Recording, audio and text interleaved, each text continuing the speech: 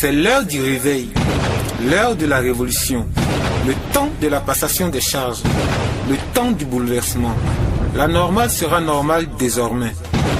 Le centre missionnaire de la parole révélée, situé au plateau d'Okuyi, au 07 68 69 62, présente son culte avec le messager de l'Alliance, Zungrana Jean-Pierre. Merci de ce que tu nous appelles à participer à la louange de la gloire de ta grâce et à la louange de ton saint héritage. Je veux te dire merci ce soir, ensemble avec les enfants que tu me donnes. Merci ce soir avec tous ceux qui ont effectué, n'est-ce pas, ce déplacement et ceux qui n'ont pas pu effectuer. Merci ce soir pour tous ceux que tu as fait connaître encore cette soirée et pour tous ceux que tu as rappelés, n'est-ce pas, auprès de toi. Je voudrais bénir ton nom dans ta souveraineté. Je voudrais te dire que tu es Seigneur. Je voudrais te dire que tu es Dieu éternel ce soir. Nous ne voulons pas voir la gloire d'un homme ici, mais nous voulons juste que toi seul ton nom soit glorifié, Seigneur. Ce soir encore éternel, nous voulons donner un sens à ta personne et non un sens à la personne de la création que nous sommes. Éternel, ce soir, nous ne voulons pas connaître la capacité d'un homme, mais nous voulons, n'est-ce pas, connaître la capacité qui vient de toi seul, vrai Dieu, auteur de toute création. Toi qui fais le ciel et tout ce qu'il vit, toi qui fais la terre et tout ce qu'elle transporte, toi qui fais la mer et ce qu'il vit dans cette mer, c'est à toi et non à moi. Il n'y a personne d'autre, mais à toi seul, honneur, puissance et gloire soient rendues. Et je vais bénir encore ton Saint-Nom éternel. Je crois que l'heure est venue pour que nous puissions, n'est-ce pas, proclamer ta grandeur et faire régner ta gloire. L'heure est venue pour que nous puissions, n'est-ce pas, te faire connaître à tes tout petits. L'heure est venue pour que chacun puisse réaliser la grandeur que tu as dans sa vie. L'heure est venue pour que les écailles tombent des yeux de tes enfants, Seigneur. L'heure est venue pour que la révélation des fils de Dieu leur soit accordée. Et nous sommes venus pour cette heure. Et nous voulons te bénir, Seigneur. Nous voulons te dire merci. Merci pour la vie. Merci pour la force. Merci pour la grâce. Et merci pour tout. Merci encore éternel. Amen. Je voudrais dire merci à Dieu pour la vie de chacun de vous tous. Que en ce que Dieu sera, n'est-ce pas, glorifié, c'est votre vie qui bénéficiera. Et si Dieu est béni ce soir, c'est sûr que votre vie aussi sera bénie. Et si Dieu est exalté ce soir, c'est sûr que votre vie aussi aura son sens. Et si Dieu est restauré ce soir, c'est sûr que la restauration aussi que vous recherchez sera, n'est-ce pas, votre portion. Et je voudrais bénir vraiment Dieu pour toute votre famille, bénir Dieu pour tout, n'est-ce pas, votre quartier, bénir Dieu pour tout ce à quoi, n'est-ce pas, vous espérez. Et je pense qu'avec la grâce de Dieu, chose impossible aux hommes est possible à Dieu. Parce que sa grâce peut tout faire. Je suis venu vers vous pour une seule raison. Et la raison unique, n'est-ce pas, qui m'amène vers vous ce soir, ce n'est rien d'autre que de vous apporter une bonne nouvelle de la part de votre Créateur. Et cette bonne nouvelle, ce n'est pas moi ma bonne nouvelle à moi, non. Cette bonne nouvelle, ce n'est pas une bonne nouvelle, n'est-ce pas, qui vient du quartier d'où je viens, non. Et cette bonne nouvelle, ce n'est pas une bonne nouvelle qui vient aussi de ma famille, de laquelle même je suis issu. Mais cette bonne nouvelle, c'est la bonne nouvelle qui vient, n'est-ce pas, de celui-là même qui vous a créé. Et je voudrais que chacun de vous tous ce soir, que vous disposez, du moins, que Dieu dispose votre esprit, que Dieu dispose vos oreilles, vos cœurs, pour que vous puissiez, n'est-ce pas, bien comprendre ce que je vais vous dire. Et je voudrais déjà commencer par vous dire une chose. Cette chose, c'est quoi? C'est que vous devez enlever dans votre esprit que je suis venu pour que vous puissiez tomber et casser les chaises. Ça, je veux que ça soit clair entre vous et moi. Je ne suis pas là pour ces choses. Peut-être des gens feront ces choses pour vous. Mais ce que je suis venu vous donner ce soir, c'est la parole purement de Dieu. C'est-à-dire que la Bible dit en Jean chapitre 8, verset 32, que c'est quand vous allez connaître la vérité que la vérité va vous affranchir. Mais ce n'est pas quand on va vous imposer la main pour que vous tombez à terre et vous levez que vous serez affranchis. Alors je veux que celui qui veut réellement son affranchissement ce soir, celui qui veut réellement sa liberté ce soir, celui qui veut réellement sa restauration ce soir, celui qui veut réellement nourrir son âme ce soir, celui qui veut connaître Dieu et savoir qui il est désormais en Dieu. C'est-à-dire, qu'est-ce que Dieu a fait de lui. Ce soir, qu'il dispose ses oreilles, parce que son esprit est disposé, puisque si Dieu t'a permis d'être ici ce soir, c'est parce que déjà il a pris les prédispositions pour toi, afin que rien ne t'échappe, et que toi aussi tu ne t'amuses pas, pour que rien ne t'échappe. Et si tu m'écoutes à la lettre, c'est-à-dire que si tu me suis dans tout ce que je vais te dire ce soir, tu verras la puissance de Dieu dans toi-même ta vie. Tu comprends? C'est-à-dire que la Bible dit ceci, que la parole de Dieu est sortie. Vous voyez que la parole est sortie et cette parole a guéri. Voilà, c'est la parole qui est sortie et la parole a guéri. Et ceux qui l'ont reçu ont reçu tout ce dont ils avaient, n'est-ce pas, besoin. Donc si vous avez reçu cette parole, si vous recevez la parole que je vais vous donner ce soir, votre âme sera guérie totalement. Votre âme sera restaurée totalement. Écoutez bien toutes les paroles que je vais vous dire. Parce que ce soir, je vais vous dire ce que jamais dans la Bible vous avez lu pour comprendre. Je vais vous dire ce soir ce que dans la Bible on ne vous a jamais expliqué. Même si vous étiez chrétien, ça fait 50 ans. Même si vous allez à l'église, ça fait 20 ans. Ça n'a rien à voir avec ce que je vous dirai ce soir. Donc chacun se prépare parce que la parole de Dieu dans toute sa profondeur sera dite ce soir ici. Je suis venu pour vous enseigner la parole de Dieu, s'il vous plaît. Si tu es pasteur, tu es bishop, si tu es docteur, si tu es prophète, si tu es évangéliste, bonne arrivée, assieds-toi bien. Alors prends ton cahier, ton bic, qui que tu sois, préparez-vous parce que je vais parler de Dieu. Dieu sera révélé ce soir à vous. Pour que vous sachiez que vous êtes appelés par Dieu à connaître Dieu, à avoir la crainte de Dieu, à vivre Dieu en vous.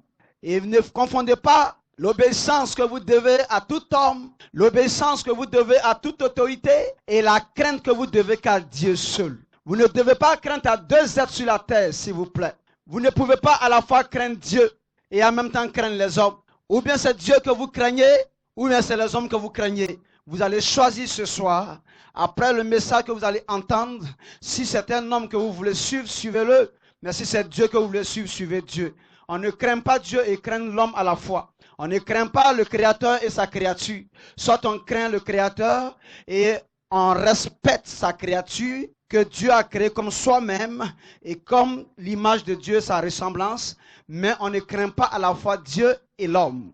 Je vais dire, avant de commencer, que lorsque tu dis que, attention, le mois de décembre est arrivé, la fin d'année approche, les sorciers vont te bouffer, les sorciers veulent du sang, les sorciers vont bouffer ton âme. Je veux te faire savoir où est-ce que tu as mis la parole de Dieu, qui dit en Galates chapitre 2, le verset 20, que si je vis, ce n'est plus moi qui vis, mais c'est Christ qui vit en moi. C'est-à-dire que le sorcier veut bouffer Christ désormais, ou alors toi, en toi, Christ ne vit pas. Je veux que tu comprennes ces choses ce soir, et que tu saches que je suis 100% parole de Dieu, 100% démonstration de la parole de Dieu, avec les preuves bibliques à la fois. Et si je dis une chose dont tu n'es pas d'accord, tu es libre de lever le doigt et de me confondre. Mais viens avec la Bible, afin que ce que tu diras ici soit prouvé par les Écritures. On ne me dit pas que je pense, on dit d'après ce que les Écritures disent. Car même Satan dans le désert avec Jésus disait, il est écrit. Tu ne peux pas être plus grave que Satan pour parler sans Écriture. Ça peut aller. Donc c'est pendant que je serai en train de parler, c'est pendant que je serai en train d'enseigner là, que toi qui es malade et que tu veux la guérison, écoute-moi seulement en train de parler. Et tu seras guéri et tu rendras témoignage à jamais. Ce n'est pas une guérison que tu vas guérir et puis après une semaine tu seras malade encore. Non, écoute seulement pendant que je serai en train de parler. Et ce qui ne va pas, ça n'ira pour toi. Car Dieu est capable de faire toutes choses. Dieu est capable de faire toutes choses. Dieu est capable de faire toutes ces choses. Il faut croire que le Dieu que tu sais est un Dieu vivant. Que le Dieu que tu pries est un Dieu qui est capable. Que le Dieu que tu sais, que tu adores, est un Dieu qui a fait toutes choses et qui par sa parole, tout a existé et par sa parole, tout peut disparaître. Donc crois à la parole de Dieu et tu verras la gloire de Dieu.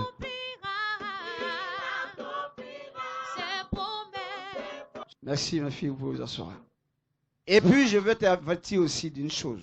Peut-être que tu as bien fait en venant ici d'empocher de mettre dans ta poche un peu d'argent pour faire des offrandes et autres. Je voulais te rassurer qu'ici, il n'y a pas d'offrande pour toi. Nous ne sommes pas venus pour toutes ces choses. Nous sommes venus vous mettre dans les conditions d'écouter la parole. Pas que nous avons les moyens. Non. Pas que nous avons les moyens. Mais quand on lisait 1 Corinthiens chapitre 9, tu es prêt? Commence même à partir du verset 16. 1 Corinthiens 9, verset 16. Il dit quoi là-bas? Si j'annonce l'évangile, ce n'est pas pour moi un sujet de gloire, ce n'est pas pour moi une façon de me faire voir, car la nécessité d'annoncer la parole de Dieu m'en est imposée. Une fois que Dieu t'appelle, je vais parler aussi à toi le pasteur ce soir. Une fois que Dieu t'appelle et que tu te rends compte que tu as l'appel de Dieu sur ta vie, je parle d'appel non pas seulement appelé à être pasteur, appelé même à être fils et fille de Dieu aussi. Appelé aussi à être héritier et héritière de Dieu. Appelé aussi à être, n'est-ce pas, élu de Dieu. Appelé aussi, n'est-ce pas, à être participant de la gloire de Dieu. Appelé aussi à aller, n'est-ce pas, louer la gloire de la grâce de Dieu.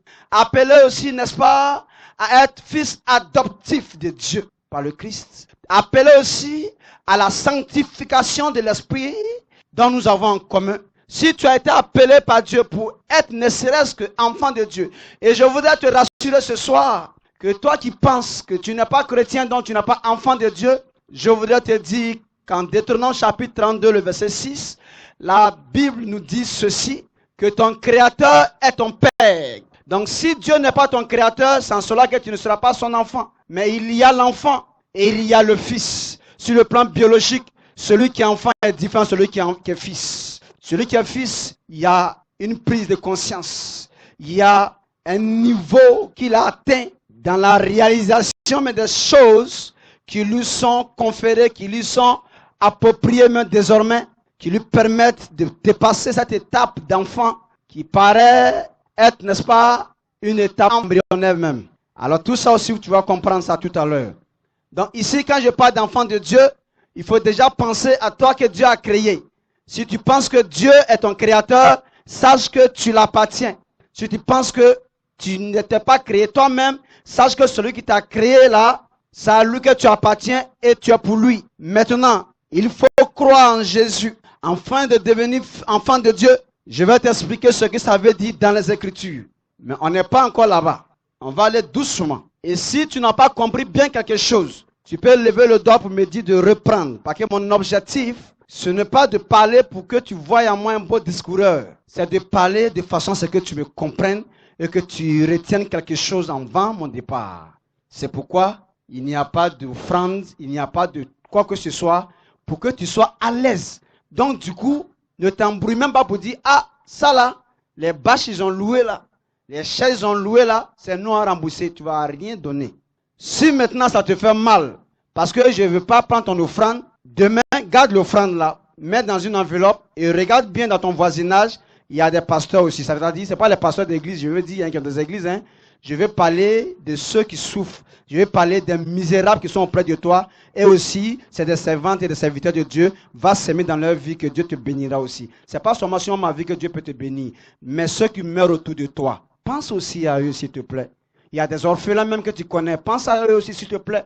Il y a même des malades dans les hôpitaux. Pense à eux aussi s'il te plaît. Ce n'est pas seulement ici qu'il faut faire l'offrande pour que Dieu te bénisse. Fais l'offrande aussi autour de toi. Car des âmes se meurent pendant que toi aussi tu peux les aider. Aide-les. Aide-les et Dieu te bénira davantage. Vous m'avez compris? Vous devez chercher la crainte de Dieu, s'il vous plaît. Vous devez chercher à craindre Dieu, s'il vous plaît. Obéissez à vos parents. Obéissez aux autorités établies sur vous, mais ne les craignez pas comme vous devez craindre l'Éternel seul. S'il vous plaît. Et je suis en train de venir, suivez-moi bien. J'attends l'instruction de l'Esprit pour que nous puissions partir. Parce que ce n'est pas un coup qui est préparé. Je dis, vous devez craindre que Dieu seul. Vous ne craignez pas Dieu. Vous craignez les hommes. Dieu vous a créé à son image et à sa ressemblance, s'il vous plaît. Ça, c'est une belle récitation que vous connaissez déjà. Dieu vous a créé à son image et à sa ressemblance. Et dans toute sa création, il est dit que c'est vous que Dieu a établi sur toute sa création. En disant, soyez bénis, dominez tout. Et si vous avez commencé par tout dominer, assujettez toutes choses à vous. Et si vous avez fini, écoutez la suite maintenant. Il dit, ayez toute autre chose en dehors de vous comme pour votre nourriture. Et comment se fait-il qu'un homme que Dieu a créé comme vous peut devenir votre sujet de crainte dans le mois de décembre? En sorte que tant que vous n'avez pas fait de veillée de prière, tant que vous n'avez pas fait de jeûne, vous ne pourrez pas vivre. Parce qu'un homme appelé sorcier ou sorcière va vous manger. Alors que si vous vivez, vous dites que ce n'est plus vous qui vivez, mais c'est Christ qui vit. Et que Christ est votre vie. Comment se fait-il que votre vie, que le Christ là sera mangé en décembre, tant que vous n'avez pas fait de jeûne? Et vous allez loin même pour dire, ma fille, mon fils, je vois un esprit de mort sur toi. Je vois un esprit de mort. Alors passe à la délivrance, sinon tu mourras. La Bible dit, en Romains chapitre 8, le verset 2, à toi, que l'esprit de vie de Christ m'a affranchi de la loi du péché et de la mort. Alléluia. L'esprit de vie en Christ m'a affranchi de la loi du péché et de la mort. En sorte que si je vis, ce n'est plus moi, mais c'est l'esprit de vie de Christ qui vit en moi. Alors comment est-ce qu'un esprit de mort qui a été englouti, il dit en 1 Corinthiens 15, verset 54 à 55, il dit, oh mort, où est ta victoire, car la mort a été engloutie? Comment est-ce que la mort qui a été vaincue au troisième jour, au profit de la vie qui est en toi, peut revenir vaincre encore la vie de Christ qui est en toi, alors que Christ ressuscité ne meurt plus jamais? Vous croyez en Christ ou vous croyez en qui au juste? C'est de l'amusement que vous prêchez dans les églises ou alors c'est une chose sérieuse? Est-ce que vous voulez vous faire voir au micro ou alors vous voulez inspirer la crainte de Dieu dans le cœur du peuple? Ou alors vous voulez montrer la grandeur de Dieu au peuple? Ou bien vous voulez montrer que Dieu est petit? Et que parfois il est capable et parfois vous faites attention parce que Dieu n'est pas capable. Je veux savoir, est-ce en Dieu que tu crois ce soir? Si c'est en Dieu que tu crois, que me fera un homme qui a été créé par Dieu? Il dit en Ésaïe chapitre 2, le verset 22, il dit ceci, il dit qui est l'homme, qui est le fils de l'homme, dans les narines duquel il n'y a qu'un souffle. Il n'y a qu'un souffle. Et en Ésaïe 40, verset 6, il dit ceci, il dit pourquoi craindrais-tu l'homme? Il est pareil à l'herbe. La chaleur du soleil va le taper et voici que l'herbe va sécher. C'est devant un tel homme que vous fuyez. Ayant Christ en vous, vous fuyez devant un homme mortel qui peut vaincre la vie qui est en vous, qui peut vaincre celui qui a vaincu la mort et qui est ressuscité pour toujours, qui vit en vous. Vous fuyez devant un homme qui l'a créé. Vous fuyez devant un homme qui l'a sauvé, parce que cet homme peut finir par le rattraper en vous. Quelle humiliation vous affligez à l'Éternel. Quelle bassesse vous accordez à ce Dieu que vous pensez adorer.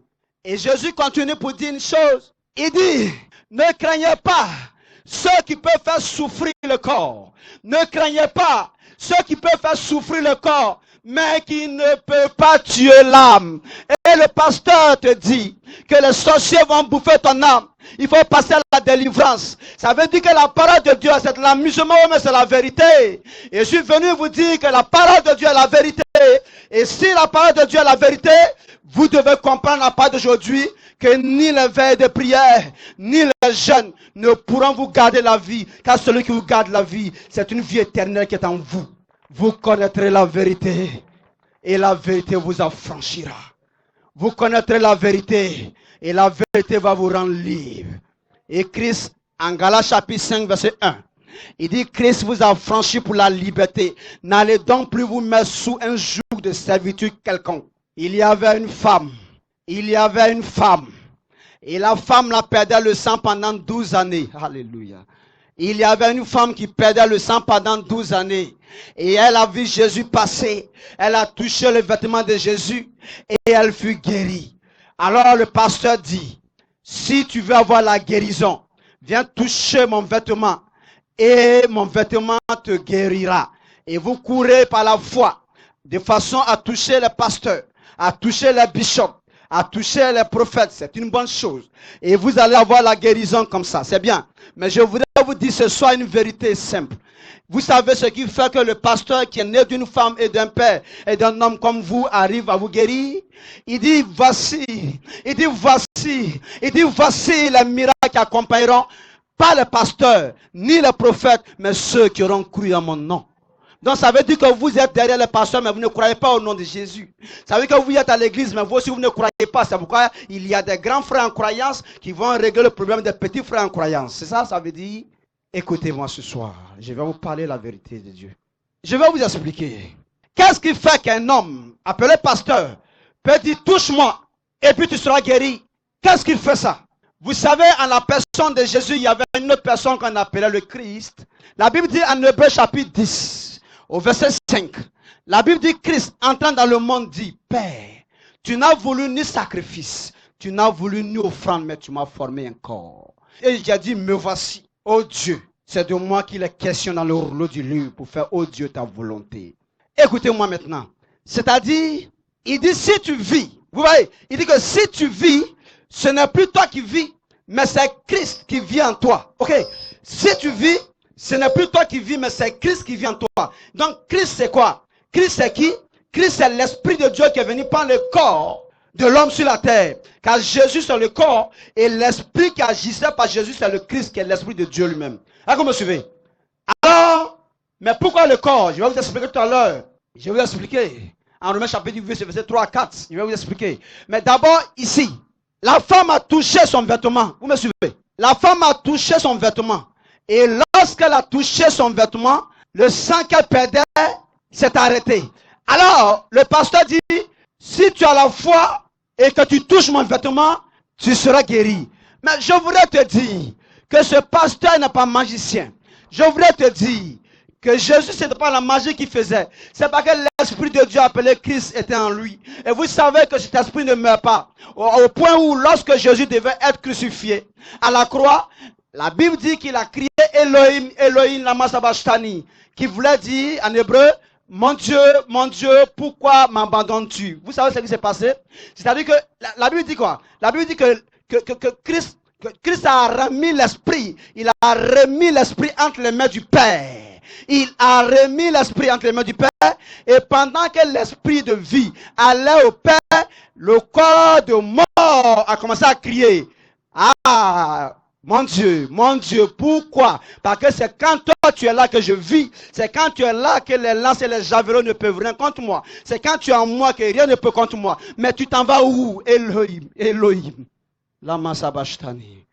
Alors, les Romains n'ont pas tué Jésus. Alors, les Juifs n'ont pas tué Jésus. Mais Dieu, qui voulait faire payer le péché à la chair, a arrêté la vie en Jésus avant que les Romains puissent atteindre Jésus. Vous ne me comprenez pas? Faut me suivre parce que je suis très spirituel. Hein? Je suis bien. Il dit, la vie qui était en lui là, la vie qui était en lui, c'était le Christ. Et quand la vie a commencé à passer, c'est-à-dire que tant que la vie de l'esprit était encore en lui, les Romains allaient beau le clouer, ils ne pouvaient pas enlever la vie en cet homme-là. C'est pourquoi il dit, nul ne peut ôter ma vie. Je la donne de moi-même et je la reprends quand je veux. Voici, suivez-moi ce soir. Suivez-moi. Il dit, écoutez bien ce qu'il veut dire maintenant. Je suis en train de parler de la femme qui saignait là. Pourquoi est-ce que tu n'as pas besoin de toucher le vêtement du pasteur là? Parce que le vêtement du pasteur là, soit c'est à Djamé il a payé, soit c'est à Koumassi il a payé, soit il a payé ça dans un coin de brode, ou alors il a payé ça dans un magasin, une boutique où on vend les bons habits. Il a forcément acheté les habits là son habit là quelque part, ou toi aussi tu paies tes habits forcément, ou bien quelqu'un d'autre qui te connaît, ou bien que tu ne connais pas à payer là-bas aussi un jour.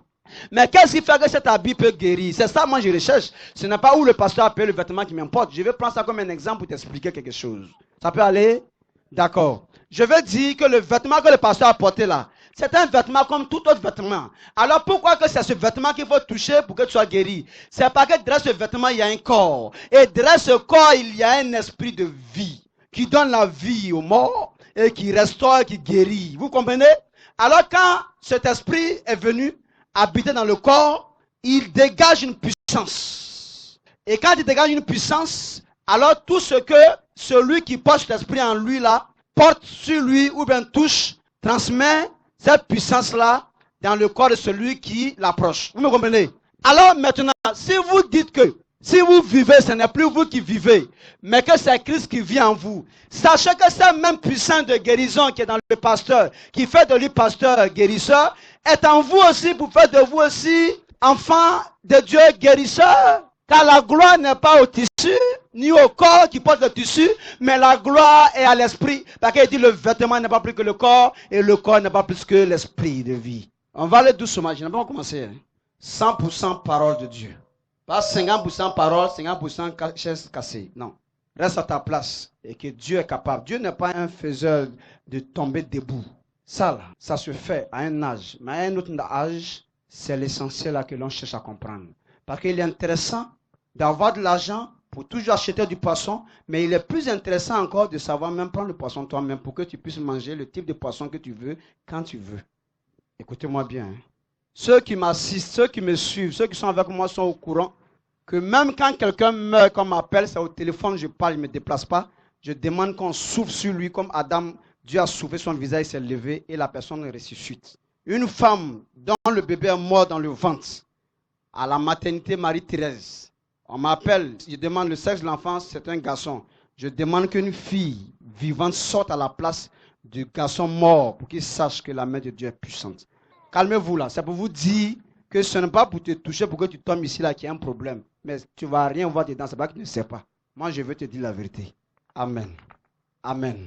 Alors, on va commencer la parole. Je suis d'abord en train de nettoyer un peu. Je vais venir, hein, et ce que je vais venir te dire là, je dis, c'est ce que tu as lu, que tu n'as jamais compris, qui est dans les Écritures là. C'est là que je vais venir. Donc, je suis d'abord en train de coiffer un peu. Je vais raser tout à l'heure. En Ésaïe 40, vous notez toute la référence, non? En Ésaïe 40, à partir du verset 1 à 2, Ésaïe le prophète dit de la part de l'Éternel, il dit, tu es là-bas? Consolez, consolez mon peuple. Écoutez ça. Consolez. Nous sommes en Ésaïe 40, verset 1. Consolez. Consolez mon peuple. Consolez mon peuple. Dis votre Dieu. Dis votre Dieu. Votre Dieu demande qu'on vous console. Votre Dieu ne demande pas qu'on vous fasse pleurer à l'église. Votre Dieu ne demande pas qu'on vous culpabilise dans les églises. Votre Dieu ne veut plus que ses enfants soient culpabilisés. La Bible dit que quand ils vont connaître la vérité va les rendre libres. Mais comment est-ce que vous pouvez aller à l'église et après avoir écouté la parole de Dieu, vous êtes culpabilisé, vous êtes mélangé, vous êtes dérangé, vous êtes attristé, alors que la Bible vient vous consoler. Alors est-ce que le message consolateur a été donné ou pas? Ce soir, tu sauras. Quel est donc le message qui puisse te consoler? Quel est le contraire du message de la consolation que tu as reçu, qui t'empêche, n'est-ce pas, d'être consolé, mais qui fait de toi un éploré éternel en quelque sorte? En français, quand on dit consoler quelqu'un, c'est-à-dire, il faut aller dire à la personne Yako. Est-ce que je suis clair? Hein? En français là, quand on dit va consoler ton frère, c'est-à-dire, va lui dire Yako. Or, on ne trouve pas quelqu'un qui a tué son enfant avec machette lui-même et puis se déplacer, venir le trouver pour dire Yako. Est-ce que c'est possible? Merci. Est-ce que quelqu'un qui a la base de la mort de son frère peut recevoir le Yako de son voisinage? C'est possible dans le cas où ils avaient voyagé puis ils viennent d'arriver, ça va ce qui s'est passé. Vrai ou faux? Suivez-moi bien, hein? Suivez-moi bien. Suivez-moi bien, parce que je vais vous dire, moi je ne suis pas ici, je suis juste au plateau de cuit. Ça veut dire que tu vas vouloir me voir. Pour d'autres, peut-être ils pourront avoir l'occasion de me voir par rapport à la distance. Il y a d'autres qui ne pourront pas avoir l'occasion de venir jusqu'à où je suis. Donc il faut, c'est pourquoi je suis là avec toi aujourd'hui là. Je vais faire des heures, c'est-à-dire je vais emmagasiner, hein? Je vais emmagasiner ce qu'il te faut pour que toi là, tu restes tranquille maintenant désormais. Et que même si tu ne m'as pas vu, par exemple, mon but, c'est pas que tu me suives. Ça, c'est pas ça qui est important. Ce qui est important pour moi, là, il faut suivre Dieu dans la liberté de ta conscience et de ta tête. Si tu sais ce qu'il est pour toi, ce qu'il a fait pour toi, et ce qu'il représente désormais en toi, pour toi, là, ça te suffit. Sinon, moi, tu me suis. Un jour, je vais mourir. Un jour, moi, je vais quitter la terre. Donc, si c'est moi, tu suis encore, tu n'as pas encore retrouvé la chose. Il faut chercher l'Éternel que je vais te prendre ce soir. Vous savez, je voudrais vous dire la vérité. C'est que l'objectif de Dieu, Dieu ne veut plus de mosquée, Dieu ne veut plus d'église. Ah, je vous dis que tout ce que je vais avancer sera prouvé bibliquement. Hein. L'objectif de Dieu pour ce temps où nous sommes maintenant là, c'est que Dieu ne veut plus ni mosquée ni église. Ce sont des lieux de prison et des lieux de raquettes, comme des postes de faux police. Et écoutez-moi, je suis venu prêcher, mes fils. Je parle au nom de Dieu et pour la cause de Dieu. Ce soir, avant mon départ, vous serez libérés. Tous les verrous des chaînes qui vous ont enchaînés seront brisés. Parce que je vous dirai la vérité qui rend libre. Ouais, suivez-moi. Le temps des églises est fini. C'est dans les Écritures, ça se trouve. On va aller tout à l'heure.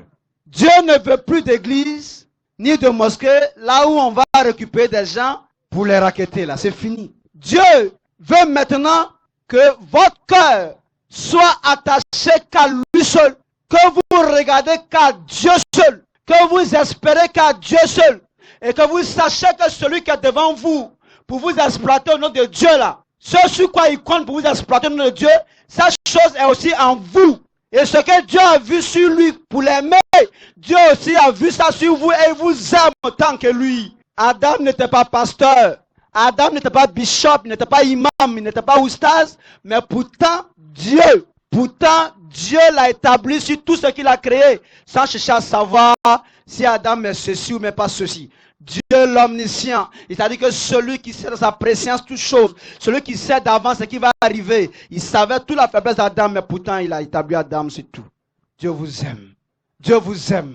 Regardez depuis le ventre de votre maman.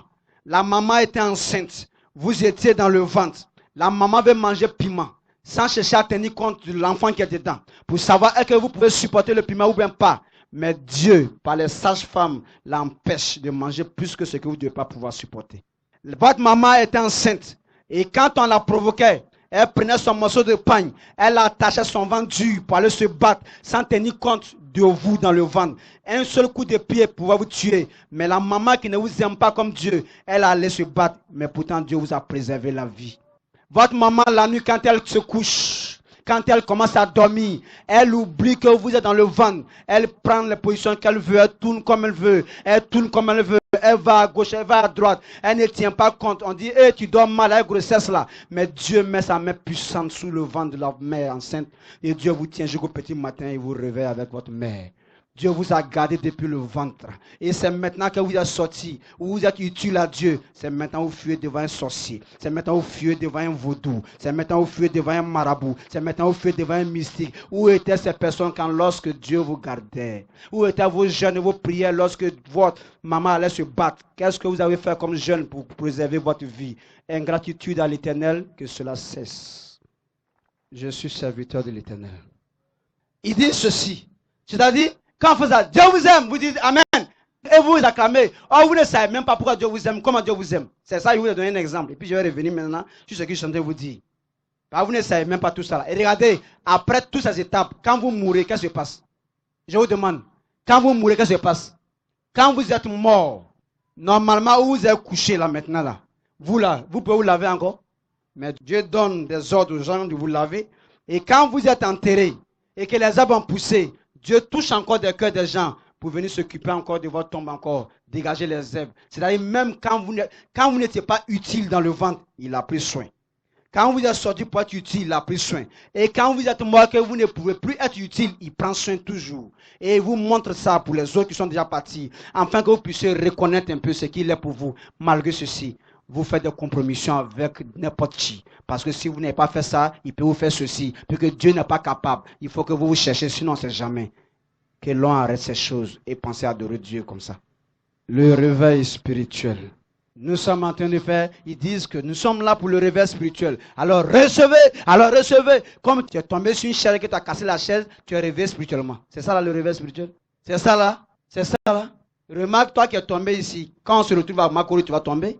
À Trècheville, tu vas tomber. Tu ne te rends pas compte que tomber là, Dieu n'a jamais été dans cette affaire-là pour pouvoir faire quelque chose dedans. C'est juste des manifestations de réchauffement de l'esprit. Le réveil, c'est quoi? Ce n'est pas les bruits qui réveillent l'homme. Vous allez à Djamé, vous allez acheter une montre réveil et vous mettez dans votre maison et vous réglez à 1h du matin ou bien à 3h du matin pour que la montre réveil là puisse vous réveiller. Et quand ça sonne, quand vous vous levez, gloire à Dieu. Parce que, en tout cas, cette montre réveil là, elle est plus puissante que l'autre que j'avais acheté là. Vous donnez gloire à la créature et vous ne glorifiez pas le Créateur. Allez-y si vous pensez que c'est le bruit qui réveille l'homme. Achetez le plus grand monde de réveil et mettez-le à la morgue et je verrai de quoi votre montre est capable. C'est l'Éternel qui vous réveille avant que le bruit là soit entendu par vos oreilles, réveillé par l'Éternel. Je voudrais ce soir que tu considères l'Éternel, s'il te plaît. Je voudrais ce soir que tu saches que nous avons un Dieu que nous devons montrer dans tout ce que nous faisons, notre crainte à sa personne. Nous devons chercher à faire savoir aux gens qu'il y a quelqu'un qui existe dans les cieux, sur la terre et en nous. Suivez-moi. Actuellement, si tu as dit à ton maître 3 ou 4 fois ce que j'ai dit, tu as compris quoi dedans? Reste là, écoute-moi. Et tu seras libre. Alors, je suis en train de dire, écoute-moi bien. Il y a le réveil spirituel qui est contraire au réveil corporel. C'est-à-dire que le corps de l'homme, quand il doit que tu tapes son épaule et puis s'élève. Et il y en a même, il dit une chose. Le réveil là, il y a le réveil corporel et il y a le réveil, n'est-ce pas, spirituel. C'est ce qu'il est en train de dire. Mais je n'ai pas encore oublié le fait que je vous disais que les mosquées, les églises doivent fermer maintenant parce que Dieu ne veut plus des cages là où l'homme doit escroquer ses enfants. Je vais prouver ça tout à l'heure. Je n'ai pas oublié. C'est l'esprit qui parle. On vient. Je dis, quelqu'un qui dort et on le tape à l'épaule. Et il y en a même qui disent, ah, ce n'est pas le réveil là qui m'a réveillé, mais au moins c'est ma femme qui m'a réveillé. Mais je voudrais te faire savoir que si c'est la femme qui dort près de toi, qui a tapé ton épaule pour que tu te réveilles, amène-la à la morgue, ton frère qui est décédé hier, qui a tapé son épaule aussi. Si ça ne peut pas, d'accord, ta femme qui a tapé ton épaule, qui a tapé son épaule pour qu'elle se lève? Il y a l'Éternel au bout de toutes choses. Je dis, une jeune dame qui a été aimée par un jeune homme, et l'homme là, il a commencé à mettre son cœur sur elle. Je veux parler de vous, de la manière que vous mettez vos cœurs sur les jeunes filles, sur la jeune femme, sur votre femme, plus que l'Éternel. Je vais vous faire savoir qu'il y a un Dieu au-dessus de ces choses. Alors, tu aimes ta femme, vous êtes content, vous allez au maquis, vous allez en boîte, vous allez partout, vous amusez à la plage. Écoutez-moi bien. Et en buvant tout de suite là, alors, tu avances un peu quelque part pour bavarder avec tes amis, et tu piques une crise, tu tombes. Et dans la crise, tu es mort. Regarde bien, tes amis vont crier, et ils vont appeler ta femme. Femme, ton mari a couché, viens voir, viens voir. Quand elle aussi vient, quand elle regarde que c'est vraiment mort, elle aussi a dit non, il a ses parents. Ah, le vieux, la vieille, votre enfant est mort hier, venez voir son corps. Et aussi quand il regarde, il dit c'est pas pour nous. La terre, c'est ici, il est sorti. Prends. La terre aussi dit, moi aussi je viens de l'eau en 2 Pierre 3, 5. L'eau aussi dit, je viens de l'esprit. Dieu dit, je t'accueille. Moi, je te rejette plus. Voici que ton père, ta mère, la terre, l'eau, ta femme, tes amis, tout t'ont rejeté. Mais c'est à moi que tu vas retourner à la fin de toutes choses. Faites tout et n'oubliez pas Dieu dans votre esprit. Faites tout et n'oubliez pas Dieu dans votre esprit. Faites tout et pensez qu'à lui. Faites tout, mais ne vous éloignez pas de lui, s'il vous plaît. Je suis en train de parler à votre conscience. Je suis en train de parler à votre conscience. Celui-là se lève et puis il dit, moi, je n'ai pas peur de la mort. C'est parce que mon enfant là est petit. Les enfants sont encore petits. Sinon, s'ils ne sont pas petits là, moi là, je m'en fous. Dieu dit, c'est parce qu'ils sont petits. Il dit oui, il n'y a pas de problème. Une semaine après, Dieu fait que le temps devient dur et difficile. Et quand les temps sont devenus durs et difficiles, Dieu voit le monsieur, il s'en va à l'église ou bien il s'en va se mettre en genoux qui n'est pas en train de prier pour que Dieu l'aide à avoir de quoi donner à ses enfants pour qu'ils mangent. Dieu dit, si c'est moi qui dois les donner, viens en partie que je peux m'occuper d'eux derrière toi. C'est pourquoi en votre présence, en présence des enfants, les parents peuvent mourir, la femme est encore enceinte, le monsieur peut mourir. Là, Dieu fait ce qu'il veut là pour vous faire savoir que sans vous, ce qu'il veut faire là, il le fera. Donc vous aussi, dites à celui qui veut vous influencer là, que sans lui, ce que Dieu veut faire pour vous là, il le fera. Que quand vous commencez à jurer par quelqu'un, quand vous commencez à compter sur quelqu'un, c'est de lui vous allez finir par avoir peur. Et pour finir là, vous ne craignez plus Dieu. C'est cet homme que vous craignez parce que c'est lui qui est votre espoir. Or, l'espérance est en Dieu seul et non à la créature de Dieu. Merci, que Dieu vous bénisse. Suivez-moi bien. Je sais que vous aimez l'Éternel. Ce n'est pas moi vous acclamer. Ce sont ces paroles qui sont en train de vous réveiller. C'est-à-dire, vous prenez pas conscience que vous avez un Créateur qui est puissant, qui est capable, qui veille sur vous et qui est souverain. Il y a des gens qui ont fini d'amasser leur argent et ils sont allés prendre des vigiles pour garder leur maison. Parce que pour eux, ce sont ces vigiles-là qui vont les garder. Ça, c'est des gens qui croient que moi, tu réveille l'homme là. Ils sont eux qui prennent les gardiens pour garder les maisons. Le gardien là, il garde le bâtiment et non toi. Parce que c'est en sa présence que Dieu est en train de prendre ton sou de vie comme ça, puis il ne sait pas. Parce que si lui-même parle, son sou de vie s'en va avec toi ensemble. Alors, si tu voulais escroquer, alors, si tu voulais exploiter, alors, si tu voulais tromper, alors, si tu voulais voler les gens pour avoir de l'argent, assez d'argent parce que tu crois que si tu as eu fini, tu pourras avoir des gens pour garder. Ce soir, je te révèle que c'est en présence de celui qui va garder cet argent volé là, que ton souffle va partir en douce. Et puis ton floco va rester là-bas. David dit, même le gardien compte sur le matin. Il n'y a que l'Éternel seul qui ne dort, ni qui ne sommeille. Il n'y a que lui seul. Il n'y a que lui seul. Et si votre espoir est en lui, rien ne pourra contre vous encore. Car si Dieu est pour vous, qui sera contre vous? Mais tous sont contre vous, parce que Dieu n'est rien pour vous. Alors Dieu soulève tout contre vous. Et vous ne pourrez résister contre quoi que ce soit que Dieu enverra contre vous. Parce que sa colère s'est déjà levée contre vous. Attention. Nous allons renverser la mauvaise compréhension des Écritures dans votre tête maintenant. Ah, préparez-vous parce que pour certains, ça sera choquant. Un imam qui comprend bien l'arabe et qui entend que Allah dit Bismillah Rahman Rahim Alhamdulillah Rabbin Alamin Rahman Rahim Malik Yomdin Yakanabudi Yakanastayon. Ça veut dire que Allah est le tout miséricordieux, le très miséricordieux, et que c'est lui que nous devons rendre gloire en toutes choses, et que c'est à lui que nous implorons le secours pour qu'il nous guide sur le droit chemin, sur le chemin de ceux à qui il a fait grâce. Donc quand un imam comprend ça et puis dit à quelqu'un que si tu ne fais pas bien dans ta vie, Allah benaï là. C'est-à-dire que l'imam là, il est ignorant. Si tu es ici, tu es imam, il faut te lever, on va pas du Coran, et on va voir de quoi tu es capable. Maintenant la Bible, là, je viens. Vous avez une chanson que nous tous on a dansé et vous, on ne savait pas que vous êtes des menteurs. Maintenant quand Dieu s'est révélé à moi, Dieu m'a parlé. Première chanson. Moi j'ai choisi Jésus-Christ dans ma vie. Moi j'ai choisi Jésus-Christ dans ma vie. Je ne veux plus reculer. Voilà, effectivement. Jusqu'à présent, tu ne vas pas revenir vers Dieu là. Tu as vu? Je vais expliquer maintenant que c'est faux dans la Bible. Écoutez, hein, dans les Écritures, hein, moi j'ai choisi Jésus. Ça veut dire quoi? Ça veut dire que ça dépend de toi pour que toi tu choisis Jésus pour que Jésus soit ton Seigneur, non? Mais ce n'est pas Jésus qui te choisit. Hey, tout pasteur qui a prêché ça, tu mentais. Voilà ce que la Bible dit. Jean chapitre 15, notez, c'est pourquoi lui a dit venez à Bic, comme on vous a habitué à tomber. Mais quand on vous dit venez à Bic et Cahier, il dit que ça c'est quelle façon de chose. Donc on ne va pas tomber ou bien. Et mec, si elle tombe, qui va prendre mon bic? Maintenant tu ne sais pas comment tu vas faire. Tu veux écrire sur ta cuisse. Moi j'ai choisi Jésus-Christ dans ma vie. Je ne veux pas. Écoutez, Jésus dit personne ne peut le choisir. Écoutez, Jean chapitre 15, le verset combien? On reprend ensemble. Jean 15, verset. Jean chapitre 15, le verset. Écoutez ça maintenant. Ce n'est pas vous.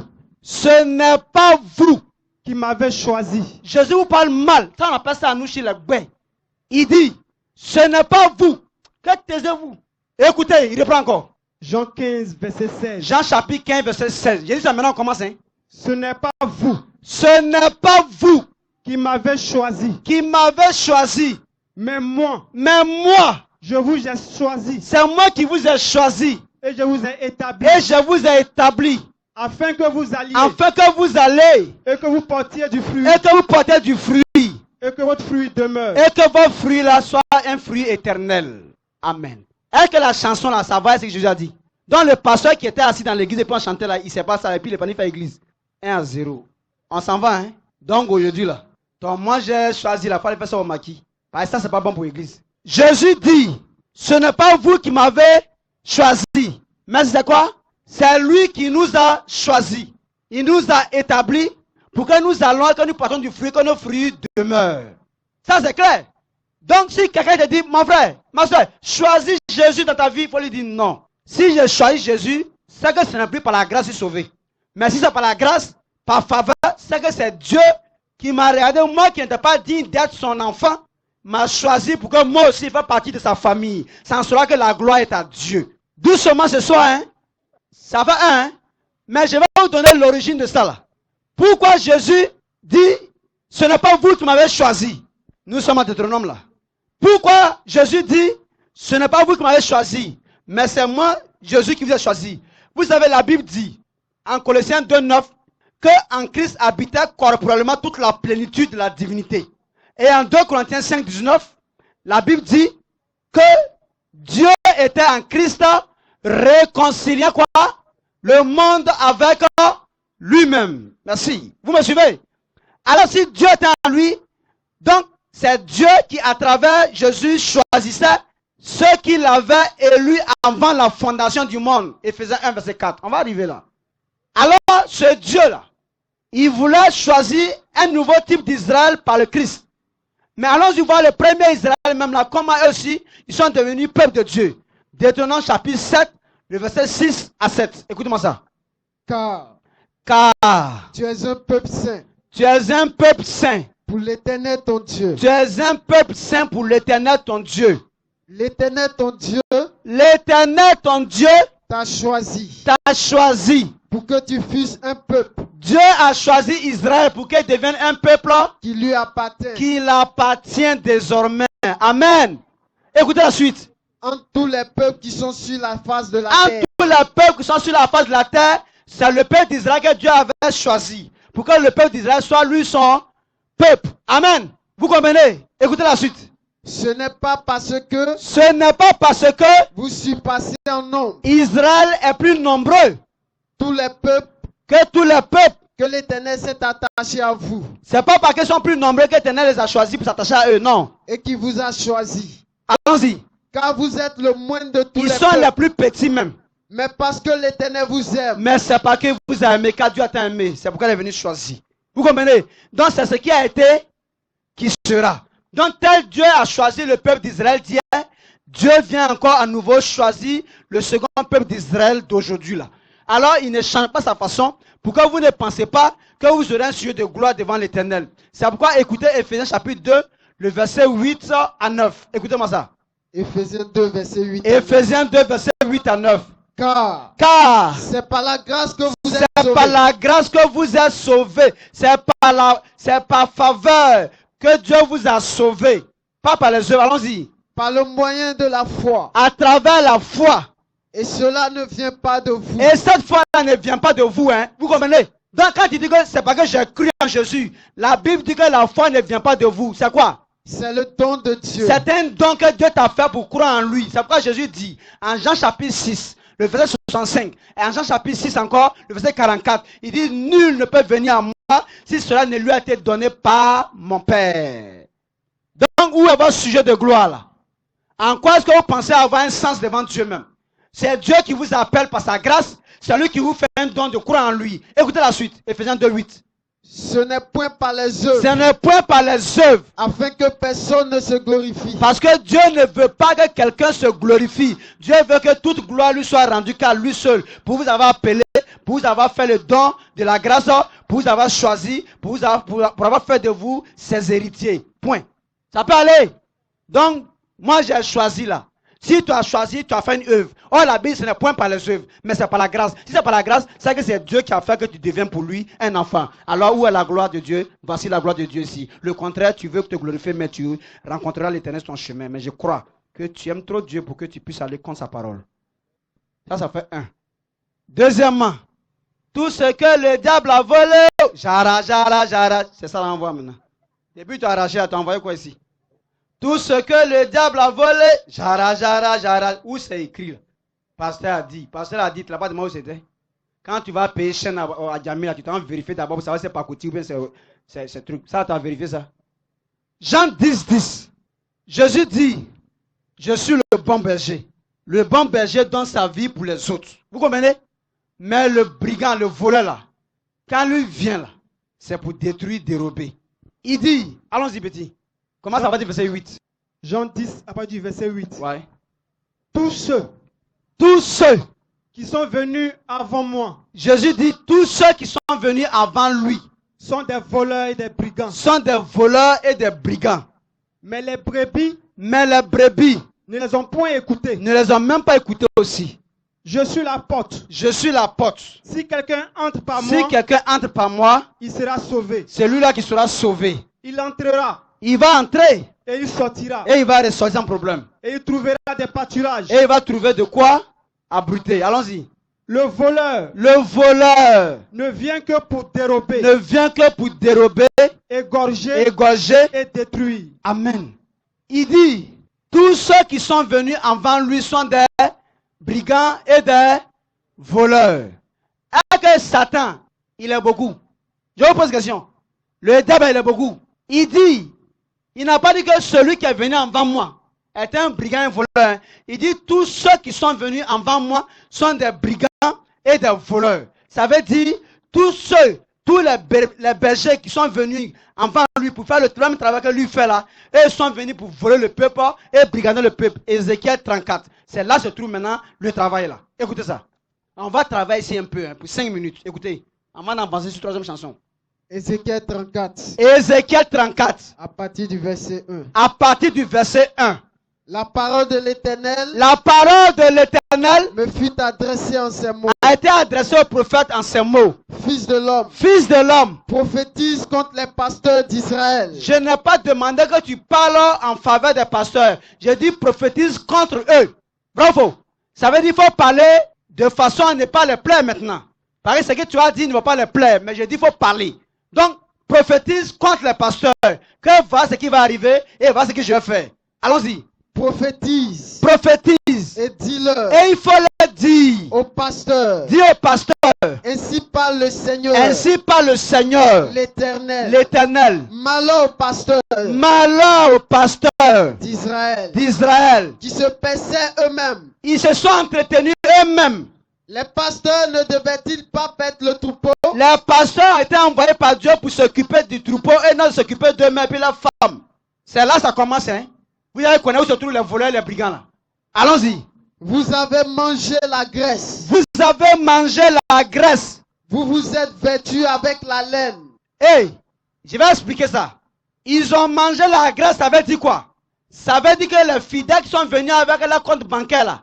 Et puis les pasteurs les ont sucés. Donc ce qu'ils ont sucé, que Dieu a dit, mon fils, tu seras béni dans ce mois. Fais une offrande spéciale à l'Éternel. Ah, tu verras la puissance de Dieu dans tes affaires. Et le monsieur s'est levé, il dit, viens s'aimer, il a sémé. Il a sémé, toujours, c'est ce gouttes qui pousse. Maïs qu'il met là, ça ne pousse jamais. Et ce qui est bizarre, suivez bien, je suis venu pour votre liberté. Ne craignez rien, que Dieu m'a envoyé pour ça, et je le ferai. Vous n'êtes pas libre, vous serez libre. Et puis ce que je vais vous dire là, écoutez bien. Moi-même, je peux vous dire ça alors que moi-même je fais. Donc si moi-même je fais et puis je dis ça, ne vous inquiétez même pas. Que le jour, ceux qui sont avec moi là vont voir ce que je suis en train de dire là, c'est ce que je suis en train de faire, et aussi s'en vont. Donc moi je suis en train de dire une parole pour que ceux qui sont venus avec moi, et ceux qui sont ici là, vous tous, vous soyez libres. Laissez-moi seul faire ce que je suis en train de faire là. Si je fais ça moi-même, c'est mon problème, parce que ceux qui sont venus derrière moi, le juge ont vu ça, ils sont derrière moi, c'est qu'ils sont moutons. Je suis venu vous dire la vérité de Dieu. Je ne suis pas venu vous dire que moi je suis juste. Je ne suis pas venu vous dire que moi je suis bon. Je suis venu vous dire ce que la Bible dit. Pour que vous compreniez la vérité et que vous soyez libre. Donc, il ne faut pas t'asseoir pour dire, mais est-ce que lui-même fait pas. Il ne faut pas parler de moi-même. Que si il fait ce que je derrière moi là, demain on va se laisser. Parce qu'eux aussi ils ont compris. Mais s'ils m'ont suivi pour venir ici, et s'ils ont organisé tout ça là, et puis on ne prend pas d'offrande, c'est parce qu'ils savent ma vie avec eux. Donc ne t'inquiète même pas pour moi. Il dit, les pasteurs ne devaient-ils pas faire quoi? Les pasteurs ne devaient-ils pas perdre, n'est-ce pas, le troupeau, n'est-ce pas? Il dit, les pasteurs devaient s'occuper de qui? C'est votre crainte que vous avez pour les hommes là qui vous font ça là. Je vous parle en tant qu'une autorité spirituelle. Je dis, les pasteurs devaient s'occuper du peuple. Voici ce que la Bible dit. Et que les pasteurs ne devaient pas s'occuper d'eux-mêmes. Est-ce que vous comprenez? Je suis loin de Dieu. Quand je parle, ne t'inquiète pas à rien. Je suis préparé par Dieu avant de venir parler ça là. Alors, je dis, Dieu parle en Ézéchiel 34. Il dit, les pasteurs devraient faire quoi? Allons-y là. Les pasteurs ne devaient-ils pas paître le troupeau? Ils devaient plutôt s'occuper du troupeau. Vous avez mangé la graisse. Il dit, vous avez mangé la graisse. Ça veut dire que les pasteurs ont sucé. Vous comprenez? Ce que les enfants de Dieu ont porté de leur sueur à l'église là, ils ont sucé ça. Vous vous êtes vêtus avec la laine. Et ils ont porté des vêtements brillants, des vêtements de cuir, que quand tu regardes même, tu te demandes, et il dit, nous sommes des ministres de Dieu, avec le salaire de qui? Un ministre de Dieu, Jésus dit, le bon berger donne sa vie pour les autres. Pour toi qui cherches l'éternel Dieu et non ce qu'il possède, toi qui veux connaître la vérité sur la création du monde et les choses de cette vie, rejoins le centre missionnaire de la parole révélée, situé au plateau d'Okui, Carrefour Sodessi, car le maître du réveil est là, le messager de l'Alliance Zungrana Jean-Pierre. Pour tout renseignement, contactez le 07 68 69 62. Visitez le site web www.rabounijpz.net. Je répète, rabounijpz.net. Rabouni avec 2 B. Que Dieu vous bénisse.